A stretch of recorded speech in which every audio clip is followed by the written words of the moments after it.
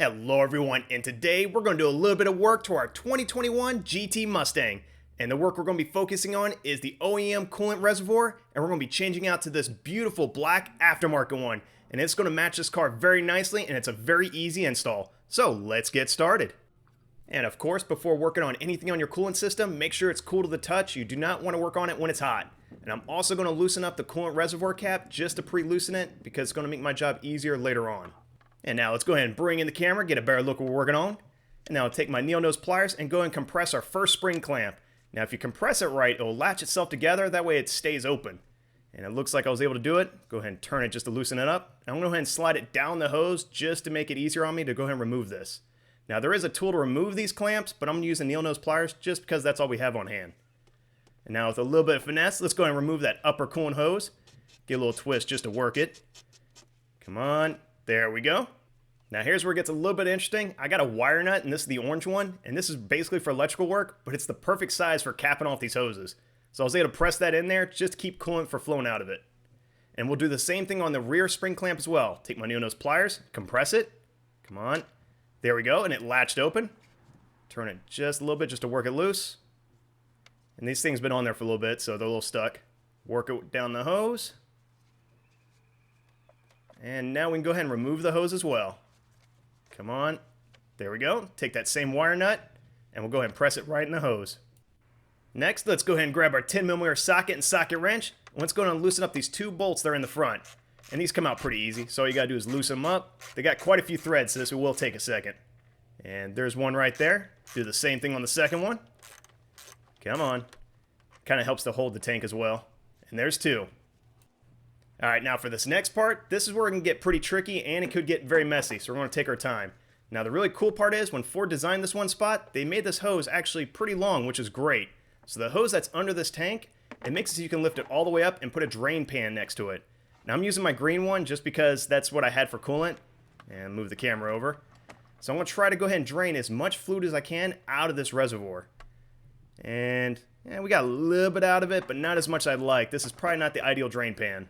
So I got these metal ones just in case. Makes my job a little bit easier. So I'll lift the reservoir up. Take a rag just to clean up my mess. We'll set that one aside.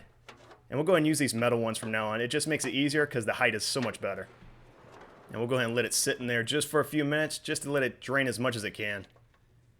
Yeah, I got a little bit more out of it. Not as much as I'd like, but it's enough for us to actually work with it without making too big of a mess. So I'll take our pan right here without spilling it, set that aside. And then I'll go ahead and grab my microfiber cloth or just any rag, and we're going to go ahead and clean up any coolant. We don't want this on the engine or anywhere in the engine bay. So I went ahead and cleaned out that drain pan just in case I have an accident. And then we'll go ahead and take some pliers, and we'll go ahead and loosen up the lower hose clamp, and I'm going to kind of work it down the hose just as much as I can.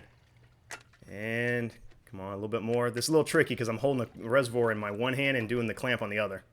All right, there we go. So now I can go ahead and remove the hose. This is where you got to be careful. Come on.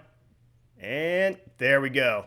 And we're trying to get all the coolant in that pan. We don't want to get it anywhere in the engine bay. So right now, this is kind of where you got to work with both hands and be careful. Go ahead and clean off that hose. And I'm kind of holding the pan at the same time. I'm doing my best not to drop anything. Set that down on the ground. And again, I'm going to clean up my mess. I want to make sure there's no coolant left behind.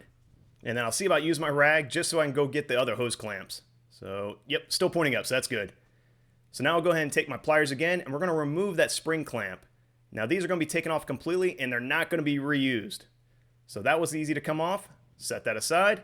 And now we have these new ones. These are worm gear clamps, and that's what we're going to be using since this came with the kit.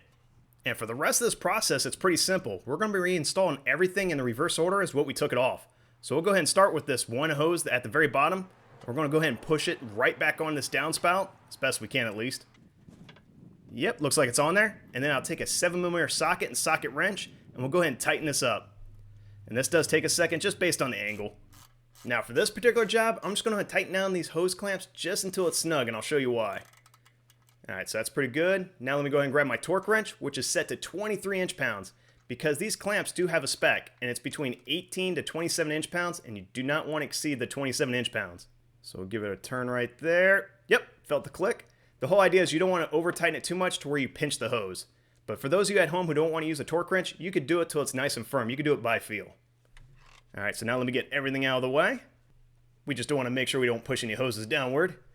And yep, let me pick up my camera. I want to show you this one spot right here. So you're going to see like a little metal fin right on that tank, and it goes right in that slotted hole right there. So all you got to do is line it up and slide it right down.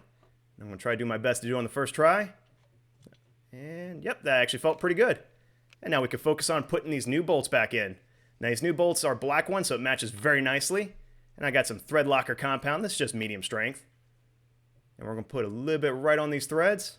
At least try to without making too much of a mess. There we go. It's a good amount. And I'm going to lift up my tank a little bit and align it and go ahead and start hand threading these. And we'll get the second one as well. Same thing. You want to lift up the tank a little bit. Just helps with the alignment. Very nice. Then we'll take our 10mm socket and socket wrench and go ahead and snug these up. And come on. And that feels pretty snug. We'll go to the next one. And yep, there's two. And now we'll go ahead and grab our torque wrench and we'll torque this down to 80 inch-pounds. And a few more turns. And one more. Yep, there we go. There was a good click. And now for the second one. There we go. So now let's go ahead and focus on these upper coolant hoses. We'll start with the front one first, just for convenience. So go ahead and take off our little wire nut as our cap. Very nice. Take our clamp off. Set that aside. And now let's go ahead and grab our new worm gear clamp. And I'm going to pre-tighten it a little bit just because it makes it easier on me when going and installing this. So I'm getting it just pretty much where it's just touching the hose. And now we can go ahead and reinstall this hose. And it's taking a little bit of finesse, but just bear with me. I'm just kind of inching it right on there little by little. A little bit more. And yep, that looks pretty good. So now let's go ahead and tighten up this hose clamp. Same thing. I'm going to take my 7mm socket and socket wrench. Go ahead and snug it up. And we'll do the same thing on the rear one as well. Go ahead and take off our cap. Set that down. I'm trying to be very gentle around this area. Take that spring clamp off. And then we'll go ahead and install our new clamp and go ahead and reinstall our hose. Now you really can't see it as well, but I went ahead and did everything I did on the front. But instead of a 7mm socket and socket wrench, I just went ahead and used a flathead screwdriver just because of the angle. Alright, so that one was pretty easy. Now for the new part that comes with this kit. This is not something that's on your OEM one. This is something that comes with this new aftermarket one. So this is just an overflow hose. There's nothing special about it. So we're going to go ahead and install that same hose clamp that comes with the kit. And similar steps as earlier, I'm just getting the hose clamp somewhat snug against the hose. That way it doesn't fall off. And then we'll go ahead and install this overflow hose to the orifice that's at the very top of this reservoir. This is right next to the cap. Now I know this is a very bad angle, but it's pretty much very easy to do. And make sure everything's lined up. Same thing, I'm going to go ahead and use a screwdriver just to tighten it up. I just want to make it snug. And now that all the clamps are installed, let's go ahead and torque them down to 23 inch-pounds. Now again, you don't have to use a torque wrench if you don't want to. You can go ahead and do it till it's nice and firm. But of course, I like to give you torque specs if I can. And there's the third one. So now we're going to go ahead and route the hose right next to the radiator. We want to basically secure it so it doesn't basically vibrate anywhere or cause any issues. So the part I'm probably going to attach to is this hose clamp right here. This seems like a good spot. And I'm going to go ahead and basically use a zip tie just to hold it right there. And set the camera back down. And I'm going to grab my one wire tie. And zip it in place. And of course we got to use a block one just to kind of make it match. And then we'll take our wire cutters and go ahead and snip off that excess. Very nice. And showing you how it's routed, let me go ahead and show you. So it's going along this radiator hose, going down. And this hose is not very long. It's basically going to sit right there. There's nothing really to it. So just FYI, this is how I routed it, and this is how the instructions say do it. So we'll just go ahead and match it up. But overall, it's not touching anything, and it looks pretty good. Alright, now there's something I wanted to go over because it's very important, and it's a little bit confusing. Now for our 2021, we have this green or yellow coolant. However, in my 2020, you're going to see like an orange or kind of a reddish coolant.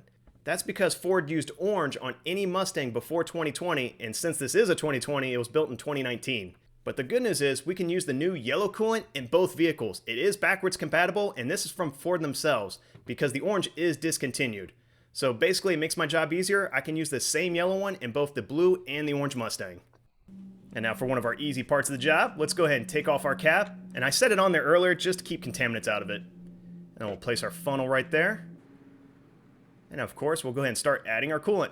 Now I'm going to start going a little bit slow because I don't want to overfill this. I want to basically fill it till I see it in the sight glass.